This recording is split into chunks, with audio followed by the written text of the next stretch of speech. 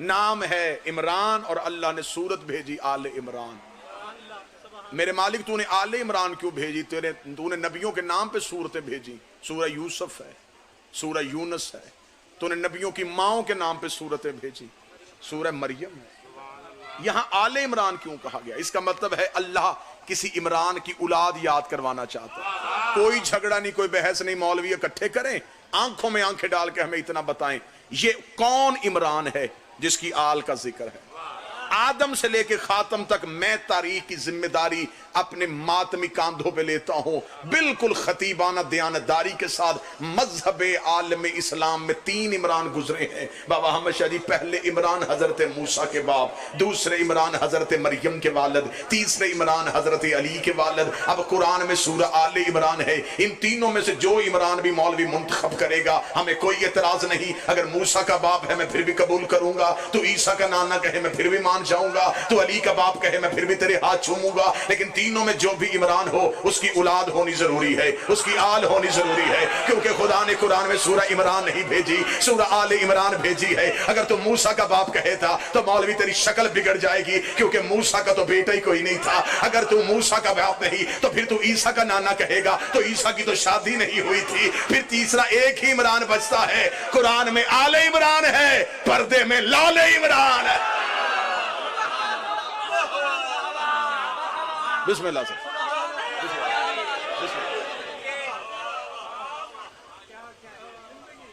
کس عمران کا مذہب تلاش کر رہے ہو؟ مورخ سے پوچھتے ہو؟ پہلے بتا، مورخ مسلمان پہلے ہوا تھا یا ابو طالب پہلے تھا؟ جن سے تو ابو طالب کا ایمان پوچھ رہا ہے ان کے تو ابھی باپ دادا بھی کافر تھے جب ابو طالب اسلام کی خدمت کر رہے تھے. ابھی کسی کا باپ بھی مسلمان نہیں تھا، ابھی سارا مکہ کافر تھا، اور ابو طالب تلوار نکال کے نبی کے ساتھ چلتے تھے. سارا مکہ کافر تھا. ابھی یہ کافر تھے. میں بات ویڈیو کیمرہ بھی ہے اور لائیو مجلس بھی جا رہی ہے. اشارہ کرنے لگوں، کنائے کے ساتھ کہنے لگوں، جو وصول کرے گا میں اسے داد دے دوں گا. بابا جی جملہ سنیے گا. ابھی سارا مکہ کافر ہے. ابھی یہ کافر مدینے پہنچیں گے، پھر یہ مسلمان ہوں گے، پھر یہ نبی پہ ایمان لائیں گے، پھر یہ نبی کی صحبت میں بیٹھیں گے، پھر یہ صحابی ہوں گے، پھر انہیں رضی اللہ کہا جائے گا. اتنا ٹائم ہے ابھی کافر کو رضی اللہ ہونے میں.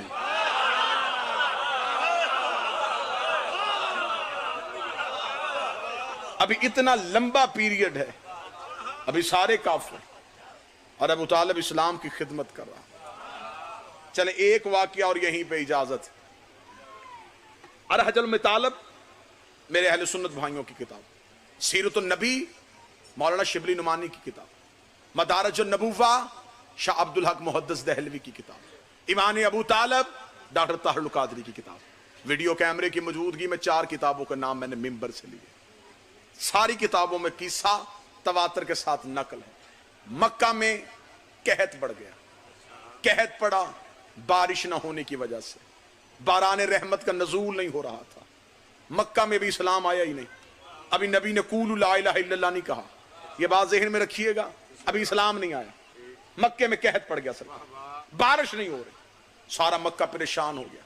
اپنے اپنے بتوں کے سامنے ہر ایک قبیلے نے سر ٹیکا، بتوں سے منتیں کی، بارش نہ ہوئی. مکہ کے سردار اکٹھے ہوئے.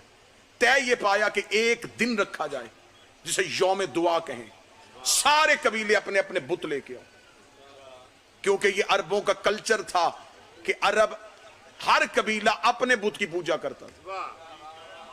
یہ اتنے خوددار تھے یہ دوسرے قبیلے کا بت بھی نہیں پوجتے تھے. قبیلہ بھی اپنا، بت بھی اپنا. قبیلہ امیر، اللہ بھی امیر. ہاں یہ عرب کا کلچر تھا. ہسٹری یہ کہ امیر قبیلوں کے بت امیر بت سے مراد کیا ہے؟ ان کے ہاتھوں میں سونے کے کنگن ہوتے، گلے میں جواہرات ہوتے تھے. غریبوں کا بت کوئی آٹے کا، کوئی دال کا. غریبوں کے بتوں کو غریب چڑھاوے، امیروں کے بتوں کو امیر چڑھاوے. 1 کلاس بت بھی تھے، سی کلاس بت بھی تھے. اب سب نے طے پایا کہ اپنے اپنے بت لے کے مکے کے باہر فلاں چٹیل میدان میں آئیں، وہاں بتوں کو رکھیں.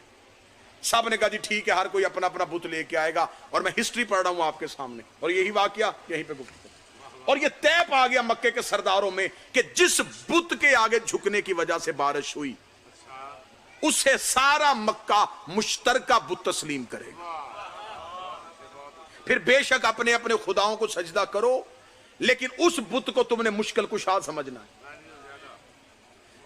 جتنی جلدی وہ حاجت سنتا ہوگا، پھر ہر قبیلہ اپنی جلدی دعا قبول کروانے کے لیے اس بت کو جھکے، یعنی کہ بتوں کا الیکشن ہونے لگا۔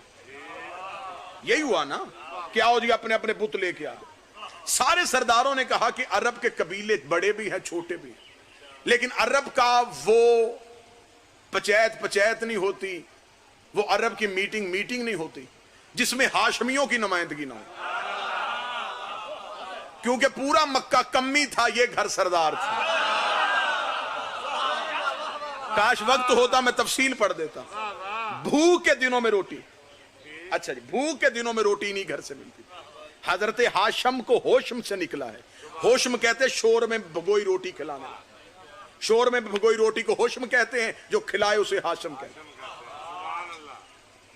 یعنی کہ اگر تاریخ میں خاندان رسول پڑھا جائے، یہ مولوی نے بکواس کیا نا کہ نبی کے گھر نہ بوری تھی نہ بستر تھا، جس کے آنے پہ 100 اونٹ صدقہ دیا گیا ہو۔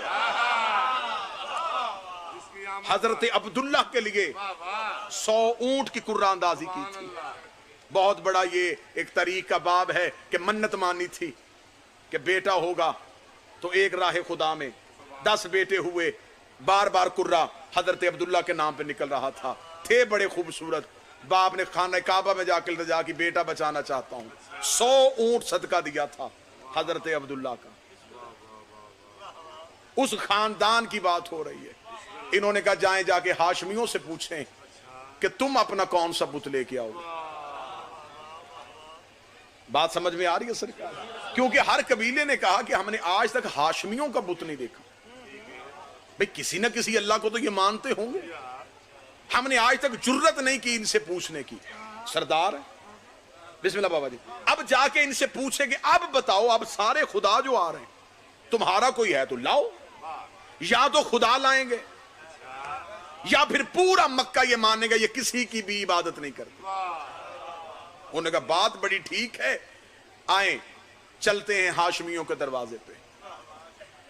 40 سرداروں میں 10 سردار منتخب ہوئے، 10 میں سے 3 طے پائے۔ یہ گئے حضرت عمران کی حویلی پہ، دروازے پہ دستک دی، صحن ایمان سے کل ایمان کے باپ کا قدم باہر آیا۔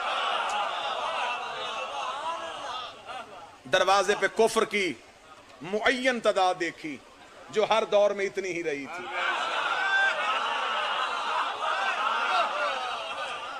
سرکار حضرت عمران نے کہا کہ آج بزرگ دروازے پہ کس وجہ سے؟ انہوں نے کہا کہ آپ نہیں جانتے کہ مکہ میں قحط ہے، لوگ بھوک سے مر رہے ہیں؟ فرمایا روٹی چاہیے تو آ جاؤ، ہم کھلا دیتے ہیں۔ ہمارے گھروں میں مفلسی نہیں ہوتی، ہم بانٹنے والے ہیں۔ فرمایا کوئی ذخیرہ؟ فرمایا کوئی ذخیرہ نہیں۔ اچھا تو پھر ہم نے یہ طے پایا ہے کہ ہم اپنے بتوں کو لانے لگے۔ آپ کا بھی کوئی بت ہے تو پھر لائیے گا ضرور، اگر آپ کا سچا ہوا پھر ہم اپنے بت توڑ کے آپ کے بت کو مان لیں گے۔ حضرت ابو طالب نے کہا وقت کون سا طے پایا؟ انہوں نے کہا جی کل مکہ کی فلاں پہاڑ کے پیچھے اپنے اپنے بت لے کے آنے۔ حضرت عمران نے کہا انتظار کرنا، ہم بھی آئیں گے۔ لے جی اگلا دن طے پایا، ہر ایک نے کاندھے پہ اپنا اللہ رکھا، 2-2 4-4 بندے خدا اٹھا کے چل رہے تھے۔ مکہ کے چٹگل میدان میں جس کا امیر بت تھا اس نے اونچائی پہ رکھ دیا، جس کا مسکین تھا اس نے نیچے رکھ دیا، بت پہاڑی پہ سجا دیے گئے۔ سامنے ہر ایک قبیلہ اپنے بتوں کے سامنے ہاتھ باندھ کے بیٹھ گیا کہ آج بارش ہو نہ ہو عزت رہ جائے، آج ہمارا بت جیتے، آج ہمارا خدا جیتے۔ لوگ بتوں کے آگے ہاتھ جوڑے ہوئے تھے، نظریں تھی ہاشمیوں کے دروازے پہ۔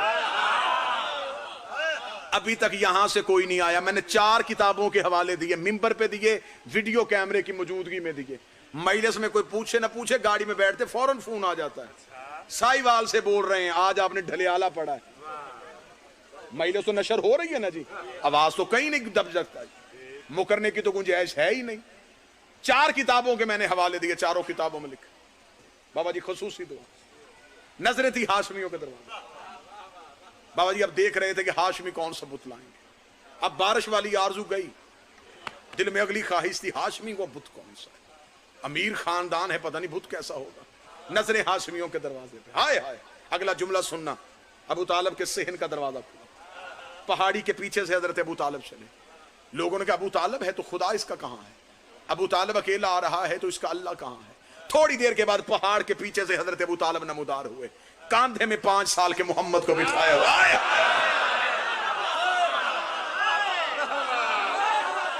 کتاب کے جملے ہیں, 5 برس کے پیغمبر کو کاندھوں پہ بٹھا کے نبی کے چھوٹی چھوٹی ہتھیلیوں کو اپنے ہاتھوں کے ساتھ پکڑے ہوئے حضرت ابو طالب ایسے چل رہے تھے جیسے خندق کے میدان میں علی بھی کبھی چلا تھا. چلتے چلتے حضرت عمران مکہ کی اونچی چوٹی پہ چلے گئے. کتابیں کہتی ہیں اس دن اتنی اونچائی پہ حضرت ابو طالب کھڑے ہو گئے تھے کہ مکہ میں گھر کے اندر بیٹھی ہوئی عورتوں کی گود میں بچے بھی حضرت ابو طالب کا چہرہ دیکھ رہے تھے. شاید ابو طالب رسالت کے لیے غدیر کا منبر سجا رہا تھا. حضرت ابو طالب نے مکے کی پہاڑی کا انتخاب کیا. پہاڑی پہ کھڑے ہو کے حضرت ابو طالب نے کہا تم نے اپنے اپنے بتوں کو واسطے دے دیے, کیا بنا؟ انہوں نے کہا ہم نے تو بڑے واسطے دیے, بارش نازل نہیں ہوئی. حضرت عمران نے کہا چھوڑو اپنے بتوں کو, اب میرے چہرے کی طرف دیکھو. سارے مکے کی نظر ابو طالب کے چہرے کو گئی. چاروں کتابوں میں لکھا ہے حضرت ابو طالب نے نبی کے ہاتھوں کو آسمان کی طرف اٹھا کے کہا اللہم انی اسألک بحق الیدا, میرے اللہ تجھے ان ہاتھوں کا واسطہ بارش برسا دے.